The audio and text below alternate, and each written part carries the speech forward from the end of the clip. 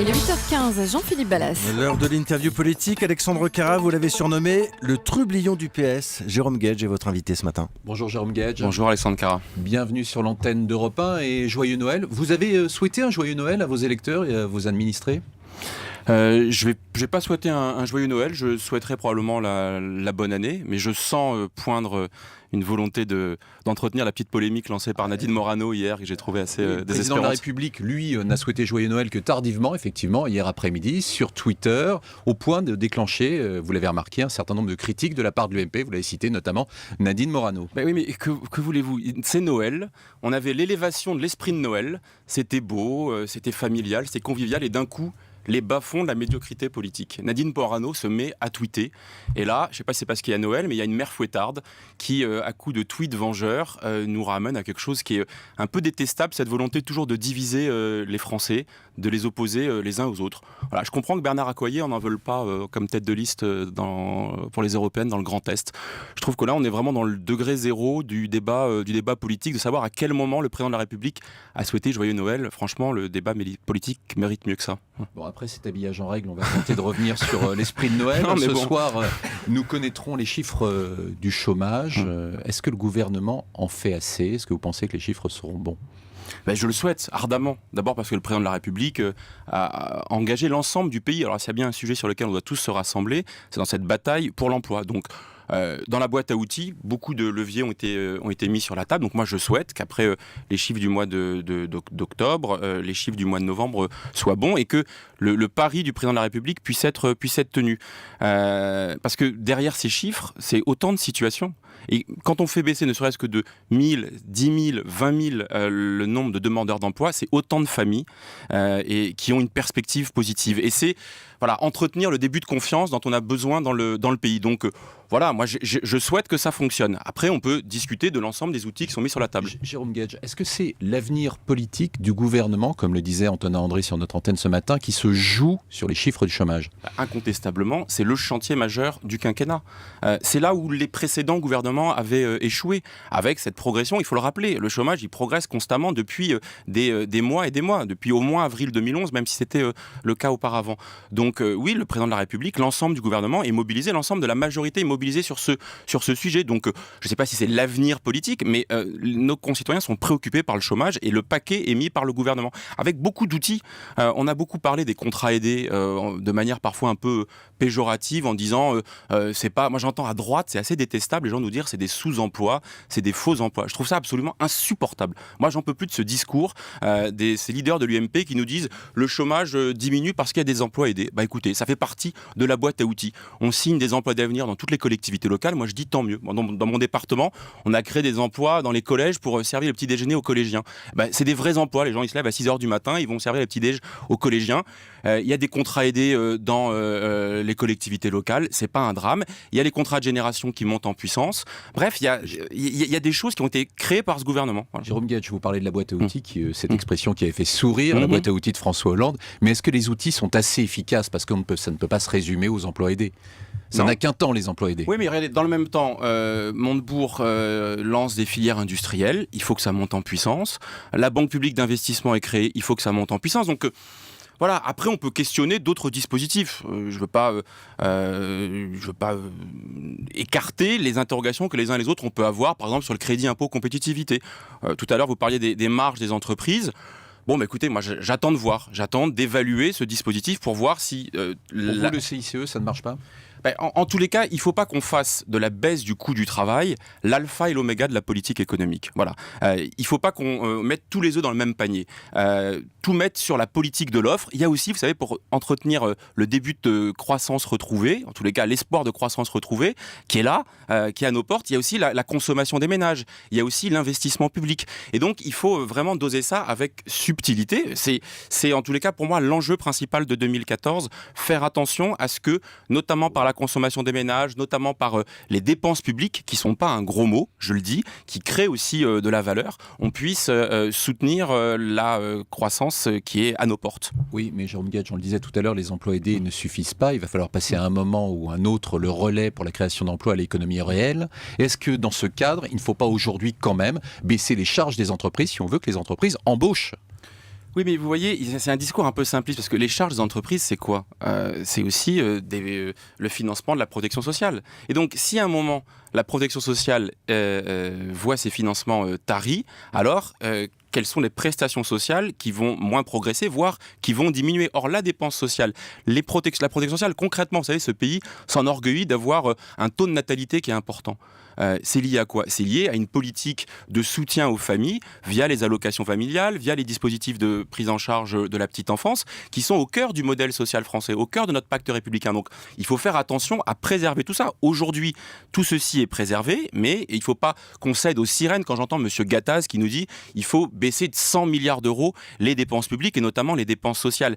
Il veut scier la branche sur laquelle notre pays est assis, qui consiste aussi à avoir un financement de la protection sociale, des dépenses de solidarité qui créent de la valeur, qui créent de l'emploi. Quand on solvabilise la prise en charge des personnes âgées, eh ben écoutez, ça crée de l'emploi aussi. Jérôme Guedj, il n'y a pas que M. Gattaz, il y a également Jean-Marc Ayrault qui, lui, envisage par exemple le transfert d'une partie des charges sociales des entreprises ailleurs. Il a mis d'ailleurs en place une commission pour chercher à trouver des solutions.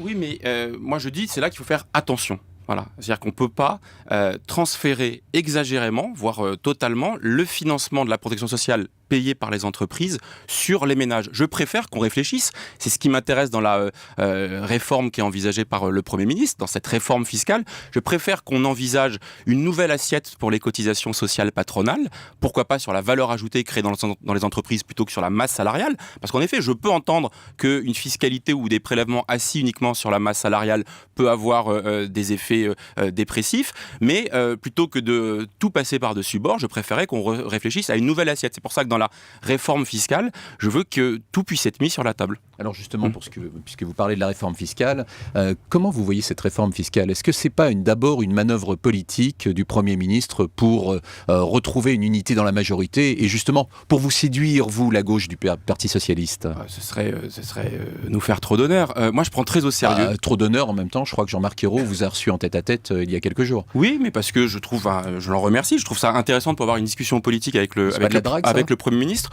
Non, écoutez, on parle pas de drague quand on parle de politique. Moi, je prends très au sérieux l'annonce qui a été faite par le Premier ministre.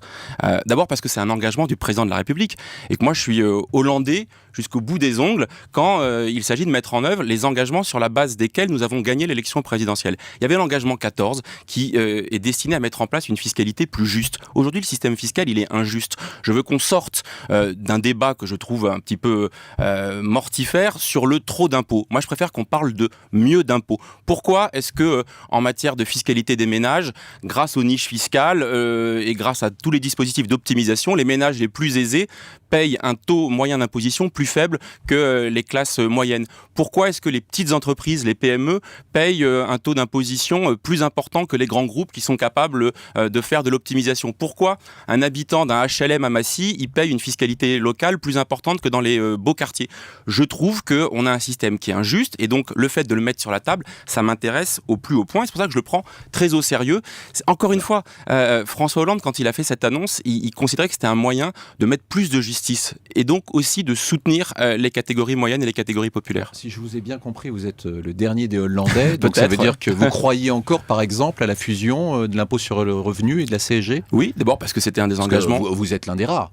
Écoutez, je ne crois pas. Ça fait partie de ce qui peut être exploré. Quand on nous dit qu'il faut commencer à travailler d'abord sur le prélèvement à la source, c'est une des premières étapes. Et encore une fois, la fusion de l'impôt sur le revenu et la CSG, c'est l'idée selon laquelle il ne peut pas y avoir un impôt progressif, l'impôt sur le revenu, et puis un prélèvement social, la CSG, qui est moins progressif. Et donc, l'idée de mettre là aussi plus de justice, ça m'intéresse. Alors, il faut y travailler, il faut le faire méthodiquement, il faut le faire sans effrayer qui que ce soit, mais en étant conscient que c'est un levier, notamment pour redonner du pouvoir d'achat aux catégories moyennes et aux catégories populaires dans ce pays. Et ce sera aussi un des moyens de soutenir la croissance via la consommation. Alors, Jérôme Guedj, vous l'avez noté, je vous ai écouté attentivement depuis le début de cette interview, et je remarque une chose, c'est que vous êtes en complet décalage finalement avec François Hollande et Jean-Marc Ayrault. En tout cas, la politique qu'il mène aujourd'hui, ça veut dire quoi ? Ça veut dire qu'il faut un remaniement pour qu'il y ait un gouvernement plus à gauche aujourd'hui ?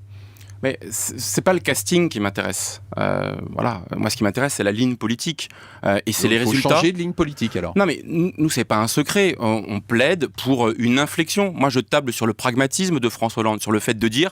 Ok, on a fait une politique de l'offre en disant que les entreprises doivent pouvoir reconstituer leurs marges.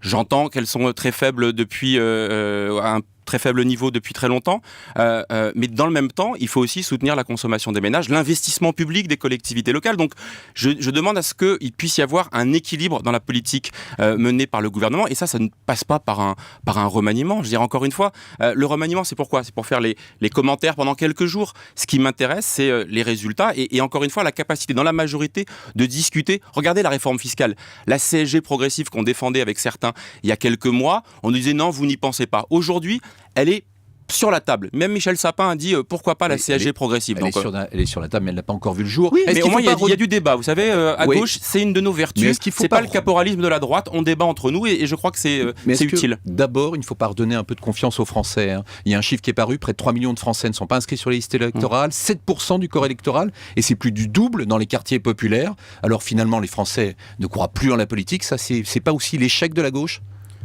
Non, parce qu'il y a un désarroi, il y a des inquiétudes, des impatiences, c'est incontestable, mais raison de plus pour répondre par des chantiers concrets. Alors c'est vrai, quand on parle de réforme fiscale, ça inquiète, mais dans le même temps, je veux pas que ça écrase le débat sur des sujets qui sont sur la table. Benoît Hamon vient de faire voter une loi sur la consommation. Eh ben, je trouve ça utile. En 2014, le Premier ministre l'a confirmé, le grand chantier, ce sera la loi d'adaptation de la société au vieillissement. Moi, ça m'intéresse parce que ça parle concrètement dans le quotidien de nos concitoyens. François Lamy s'occupe de la politique de la ville dans les quartiers populaires. Ça m'intéresse aussi. C'est des sujets qui se mettent en place durant toute la mandature. L'année 2013 a été l'année du travail. On va avoir des résultats. Je veux pas, d'une certaine manière, que on occulte une partie du débat politique en se focalisant uniquement sur l'écume des choses, à savoir le remaniement ministériel. Bon, en tout cas, Jérôme Guedj, si Jean-Marc Ayrault vous avez entendu ce matin, il sait qu'il doit mettre son clignotant un peu à gauche. Oui, on l'a bien entendu. C'est comme ça que. Merci d'être venu sur l'antenne d'Europe 1. Je vous souhaite une bonne journée. Merci messieurs. Elle décortique les journaux pour vous chaque matin.